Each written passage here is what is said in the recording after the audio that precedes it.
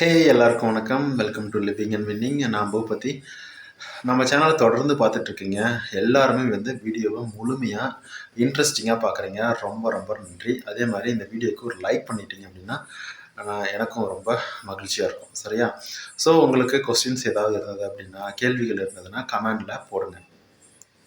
என்னோடய WhatsApp number டிஸ்கிரிப்ஷனில் இருக்குது. உங்களுக்கு சக்ஸஸ் ஸ்டோரிஸ் ஏதாவது இருந்தாலோ இல்லை உங்களுக்கு கிளாஸஸ் ஏதாவது வேணும் அப்படின்னாலோ என்னோடய வாட்ஸ்அப் நம்பருக்கு நீங்கள் காண்டாக்ட் பண்ணலாம். ஒரு வாய்ஸ் மெசேஜ் சென்ட் பண்ணுங்கள்.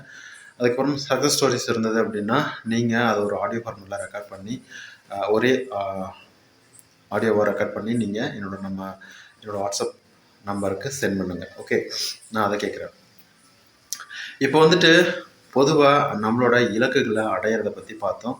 அதே மாதிரி நம்மளோட ரிலேஷன்ஷிப்பை திரும்ப எப்படி கொண்டு வரது அப்படின்னு நாம் இப்போ கடந்த ஒரு 2 மாதமாக ரொம்ப தீவிரமாக பேசிகிட்டு இருக்கோம்.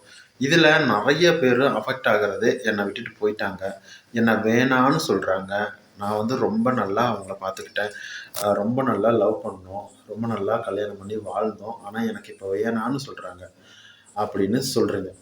சில பேர் எனக்கு வேணான்னு தான் தோணுது, ஆனால் அவர் என்னை ரொம்ப கஷ்டப்படுத்திட்டாரு, அவங்க அவங்களுக்கு எந்த தண்டனையுமே கிடைக்காதா, இப்படிலாம் பண்ணிட்டாங்களே அப்படின்னு கேட்குறீங்க. சரியா? ஸோ அதுக்கு முழுமையான ஒரு தீர்வை நான் கொடுக்குறேன். ஓகே, உங்களுக்கு சொல்கிறேன் இந்த வீடியோவில்.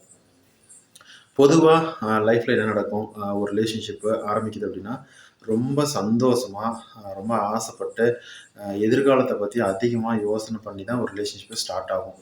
அது லவ்வாக இருந்தாலும் சரி, இல்லை கல்யாணமாக இருந்தாலும் சரி, ஸ்டார்டிங்கில் ரொம்பவே பிடிச்சி போகும்.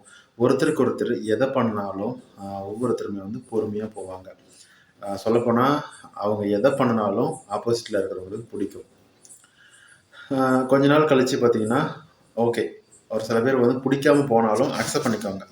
ஓகே, இந்த கேரக்டர் இப்படி தான், இவங்க இப்படி தான் போல இருக்குது, சரி ஓகே அப்படின்ட்டு விட்டுருவாங்க. நமக்கு அதாவது ஒரு சிம்பிளாக சொல்லப்போனால் ஒரு விஷயத்த செய்யாத பேசாதன்னு சொன்னால் அதை பேசுவாங்க, அதை தான் திரும்ப திரும்ப செய்வாங்க. ஸோ அப்படிங்கும் போது அந்த கேரக்டரு அப்படி தான் அப்படின்னு நினச்சிட்டு கடந்து போயிட்டுருப்பாங்க. ஒரு கட்டத்தில் ஒருத்தருக்கு ஒருத்தர் பிடிக்காமல் போயிடுச்சு அப்படின்னா ஒருத்தங்க சண்டை போட்டு பிரிஞ்சிருவாங்க. இது ஒரு பக்கம். சில பேர் வேணும்னே ஏமாற்றிட்டு, அதாவது இவர் வேணாம், இந்த பொண்ணு வேணாம் அப்படின்னு ஏமாற்றிட்டு போவாங்க. அப்போது ஆப்போசிட்டில் இருக்கிறவங்க ரொம்பவே மன வருத்தப்படுவாங்க. இப்படி மன வருத்தப்படும் போது ரொம்பவே மன உளைச்சல் ஆவாங்க. நம்ம லைஃப்பில் இதுக்கு மேலே என்ன தான் நடக்க போகுது, நான் என்ன தான் பாவம் பண்ணேன், என்னை ஏன் இப்படி எனக்கு நடக்குது, நான் என்ன தப்பு செஞ்சேன், இந்த மாதிரி நிறைய யோசிப்பாங்க. நீங்கள் எந்த தப்புமே செய்யலை, கர்மா இது எல்லாமே ஒரு பக்கம் இருந்தாலும் இந்த நபருக்கு உங்களை பிடிக்காத நபரை உங்கள் லைஃப்பில் வச்சுட்டு என்ன பண்ணுறது, அவங்க வேணாம், எனக்கு நீ வேண்டாம் அப்படின்னு சொல்லிட்டு போகிறதுனால தான், சொல்லணும் அப்படிங்கிறதுனால தான் இப்படி ஆப்போசிட்டாக ஏதோ ஒரு காரணத்தை காட்டுறாங்க. சரியா? சப்பக்கட்டு கட்டுறாங்கன்னு சொல்லுவாங்கல்ல, அந்த மாதிரி. அதாவது எதையாவது ஒன்று சொல்லி பிரிஞ்சு போகணும். ஓகேவா? ஸோ அப்படி இருக்கும் பட்சத்தில் நாம் என்ன பண்ணுறது? சரியா? அவங்ககிட்ட நம்ம நிறைய பேசி பார்த்துட்டோம், நிறைய புரிய வச்சு பார்த்துட்டோம், எனக்கு நீ வேண்டாம் அப்படிங்கிறாங்க. இல்லை அப்படின்னா அவங்கக்கிட்ட அதாவது என்ன நடந்திருக்கும் அப்படின்னா, அவங்களுக்கு ஏதாவது ஒரு புதுசாக ஒரு ரிலேஷன்ஷிப்பு கிடச்சிருக்கும், இல்லைனா உங்கள் கூட இருக்க ஒரு ரிலேஷன்ஷிப்பு போர் அடிச்சிருக்கும். சரியா? இதுதான் உண்மை. இல்லை அப்படின்னா உங்களை விட பெட்டராக ஒரு ரிலேஷன்ஷிப்பை நாம் தேடிக்கலாம் அப்படின்னா அவங்களுக்கு தோணிருக்கும். இந்த மாதிரி ஏதாவது ஒரு காரணத்தினால இருக்கலாம். இல்லைன்னா அவங்களுக்கு ஏதாவது ஒரு சில்லியாக தோணக்கூடிய ஒரு விஷயங்களை கூட அவங்களுக்கு ஒரு காரணமாக இருக்கலாம். ஏதோ ஒரு காரணத்துக்காக தான் அவங்களை விட்டு பிரிஞ்சு போகிறாங்க. ஓகே, அவங்க போயிட்டு போகிறாங்க. நம்ம லைஃப்பில்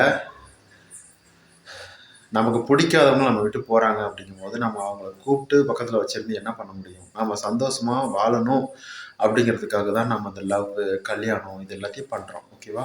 ஸோ இப்படி போகிறாங்க அப்படின்னா போயிட்டு போகிறாங்க. ஓகே, பாய், இருந்துட்டு போய் இப்போ அவங்களுக்கு எப்படி தண்டனை கொடுக்குறதுன்னு நீங்கள் கேட்கலாம். அப்போ அவ்வளோதானா? நான் என்னென்ன பண்ணினேன், அவங்களுக்கு எல்லாத்தையுமே செஞ்சேன், கெஞ்சினேன், அழுகுனேன், ஆனால் அவங்க எதையுமே கண்டுக்கல, போயிட்டாங்க அப்படின்னு நீங்கள் நினைக்கலாம். அது எல்லாத்தையுமே கடவுள்கிட்ட விட்டுருங்க. ஓகேவா? கடவுளே நீ பார்த்துக்கோ. சரியா? இதில் ஹோப்பனோப்போ மெத்தடுமே இதில் அடங்கும். அதாவது ஃபர்கிவ் மீ கேட்பாங்க, இல்லைனா காட் பிளஸ் யூ, கடவுள் உங்களை ஆசீர்வதிப்பார். கடவுளே நீ பார்த்துக்கோ அப்படின்னு சொல்லுங்கள். ஓகேவா? சரி, இப்போ வந்துட்டு நம்ம நேரடியாக போய் அவங்கள அடிக்கிறதோ, திட்டுறதோ, சண்டை போடுறதோ இதெல்லாம் என்ன ஆக போகுது? ஒன்றும் ஆக போகிறதில்ல. நமக்கு தான் வந்து தலைவலி வரும், மன குழப்பம் வரும், நம்ம மூச்சை பிடிச்சிட்டு கத்துவோம். ஏன்னா இப்படி சண்டையே போடாமல் மனசுக்குள்ளேயே கொஞ்ச நாளைக்கு வச்சுட்டு இருந்தால் நமக்கு ப்ரெஷர் தான் ஏறும். சரியா? மைண்டு ப்ரெஷர் ஏறும், ப்ளட் ப்ரெஷர் ஏறும். நமக்கு வந்து எந்த ஒரு விஷயத்தையுமே கரெக்டாக செய்ய முடியாது. ஆனால் அந்த விட்டுட்டு போனாங்க பார்த்தியா, அவங்க ஜாலியாக வேறு ஊருக்கு போய் வேலை செஞ்சுவாங்க, வேறு பர்சனை பார்ப்பாங்க. இந்த மாதிரி இல்லை உள்ள ஊர்லேயே இருந்துக்கிட்டு வேறு வேலை தேடுவாங்க, பர்சன் பார்ப்பாங்க, இல்லை உங்களை பார்த்துக்கிட்டே பார்க்காத மாதிரி போவாங்க. இந்த மாதிரி நிறைய நடக்கும். அதுக்கு எல்லாத்துக்குமே வந்து நம்ம கடவுள்கிட்ட அதை விட்டுறது தான் ரொம்ப நல்லது. கடவுளே நீ பார்த்துக்கோ, ஓகே, இனிமேலாவது எனக்கு நல்ல ஒரு லைஃப்பை அமைச்சு கொடு அப்படின்னு மனசுக்குள்ளேயே வேண்டிக்கோங்க. இது வந்து உண்மையிலேயே அவங்க தப்பு பண்ணிட்டு போகிறாங்க அப்படின்னா அவங்க கண்டிப்பாக கடவுள் வந்து தண்டனை கொடுப்பாரு. சரியா? அதே மாதிரி எனக்கு நிம்மதியை கொடு, வாழ்க்கையை மகிழ்ச்சியை கொடு, தன்னம்பிக்கையை கொடு, இந்த மாதிரியான நம்பிக்கையான வார்த்தைகளை கேட்டு வாங்கிக்கோங்க. பணம், இந்த மாதிரி பணம், வீடு கட்டணும், இந்த மாதிரி எப்போவுமே நம்ம பேசிகிட்டு இருக்கோம். நம்ம எப்போவுமே வந்து சாமிகிட்ட வேண்டிப்போம். அதை மட்டும் தாண்டி ஒரு தன்னம்பிக்கை வேணும், மகிழ்ச்சி வேணும், சந்தோஷம் வேணும், மன நிம்மதி வேணும் அப்படின்னு கேளுங்க. நல்ல வாழ்க்கை அமையணும்னு கேளுங்க. இது எல்லாமே வந்துட்டு கண்டிப்பாக நடக்கும். கடவுள்கிட்ட நம்ம எல்லாத்தையும் கேட்டு வாங்கிக்கலாம். அதாவது எல்லாமே செய்வாங்களா, எல்லாமே நடக்குமா அப்படின்னு நமக்கு தெரியாது. ஏன் நடக்காமையோட போகட்டுமே, நம்ம அந்த கேட்குற சமயத்துலையாவது சந்தோஷமா இருக்குமே. எனக்கு அதை போல கொடு, 10 கோடி ரூபாய் பணத்தை கொடு, நல்ல காரை கொடு, வீடு வாங்கி கொடு, நல்ல ஒரு 10 கோடி ரூபாய் பணம் எனக்கு வேணும் அப்படின்னு கேட்குறோம். அதோட எனக்கு மன நிம்மதியான வாழ்க்கையை கொடு, தெம்பு தைரியத்தை கொடு, நிம்மதியான தெளிவான அறிவை கொடு, சந்தோஷத்தை கொடு, நல்ல மக்களை என்னை சுற்றி நல்ல வாடியான உறவு முறைகளை கொடு. இந்த மாதிரி கேட்டு தான் பார்க்கலாமே. சப்போஸ் அதில் 1, 2வது நடக்கலாம்ல. பணங்காசு இன்னைக்கு எத்தனையோ பேர் பணங்காசு வச்சிருக்கிறவங்க கூட மன நிம்மதி இல்லாமல் தூக்கம் இல்லாமல் இருக்காங்க. சரியா?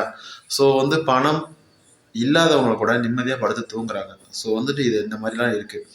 ஸோ உங்களுக்கு பணமும் இருந்து நிம்மதியான வாழ்க்கையும் கிடச்சிருச்சு அப்படின்னா ரொம்ப சந்தோஷமாக இருக்கும்ல. ஸோ திங்க் பண்ணி பாருங்கள். இந்த வீடியோ உங்களுக்கு பிடிச்சிருக்கும் அப்படின்னு நம்புகிறேன். எப்போவுமே விட்டுட்டு போனவங்களை பற்றி திட்டுறது, கோவப்படுறது ஒரு பக்கம் இருக்க தான் செய்யும். அதை மாற்றவே முடியாது. எனக்கும் இருக்கும், உங்களுக்கும் இருக்கும். ஸோ அதெல்லாம் கொஞ்ச நாளைக்கு தள்ளி வைப்போம். கடவுளே நீங்கள் பார்த்துக்கோங்க, எனக்கு இனிமேல் ஒரு நல்ல வாழ்க்கையை கொடு அப்படின்னு சொல்லிட்டு கடவுளை வேண்டிக்கிட்டு நீங்கள் வாழ்க்கைக்கு அடுத்த ஸ்டெப்பு போங்க. சரியா? ஸோ இந்த வீடியோ உங்களுக்கு பிடிச்சிருக்கும் அப்படின்னு நம்புகிறேன். ஒரு லைக் பண்ணுங்கள், உங்களோட கமெண்ட் பாக்ஸில் கொடுங்க. முக்கியமாக சப்ஸ்கிரைப் பண்ணிவிட்டு பக்கத்தில் இருக்கிற பெல் ஐக்கானை கொடுங்க, கிளிக் பண்ணிக்கோங்க. சரியா? ரொம்ப நன்றி, வணக்கம்.